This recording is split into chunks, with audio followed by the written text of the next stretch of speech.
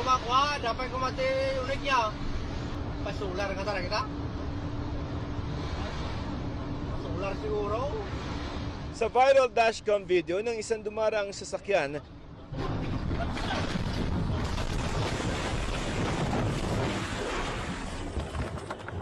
nakuhanan ang mismong punto ng pagguho ng bahagi ng Kabagan Santa Maria Bridge sa Isabela nitong February 27. Ang pinsalang inabot ng tulay kitang-kita lalo mula sa ere. Ayon sa Department of Public Works and Highways na nagbeberipika na rin sa dashcam video, 44 tons o lampas 40,000 kilo lamang ang kaya ng tulay.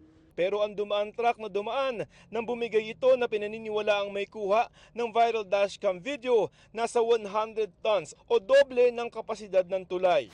Pero hindi lang pala yan ang dumaan dahil kita sa CCTV bandang alas 8 ng gabing yun ang magkasunod na pagdaan ng dalawang truck na may dalang mga bato bago bumigay ang tulay. May pangatlo pa nga sanang sasampa, nakita naman sa anggulong ito. Dumaan yung isa,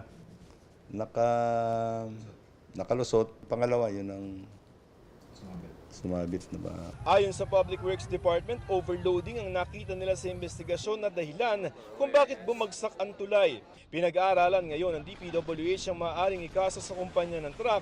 Kahit nga mga nakausap na trucker ng GMA Integrated News sa Isabela, batid namang bawal ang mabibigat na sasakyan sa tulay. Kumbaga kaya sa amin, nagbawas na kami ng mga timbang-timbang para hindi gaano overload yung mga karga namin. Pero bukod sa kapasidad ng tulay, may isa pang sinisilip ang DPWH kung tama ba. Isa sa mga tinitingnan ngayon ng DPWH ay ang umano'y kakaibang disenyo ng Kabagan Santa Maria Bridge sa Isabela.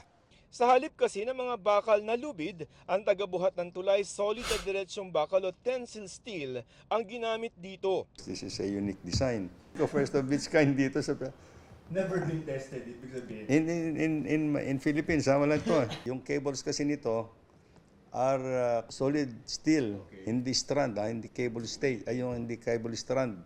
Ayon sa DPWH, ang pribadong konsorsyum ng kumpanyang UTCP, PERT Consult and Schema JV at isang engineer Albert Cañete ang nagdisenyo ng tulay.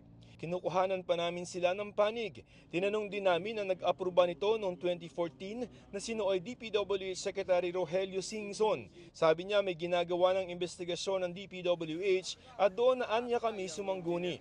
Kumpanyang RD Interior Junior Construction naman ang kinontratang gumawa nito. Pinag-aaralan na ng DPWH ang atas ng Pangulo na dapat may panagutin sa pagbagsak ng tulay.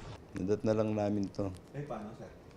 Well, from the design, from the detailed engineering design to the construction and now to the retrofitting, everything was done, were done actually before this administration took over.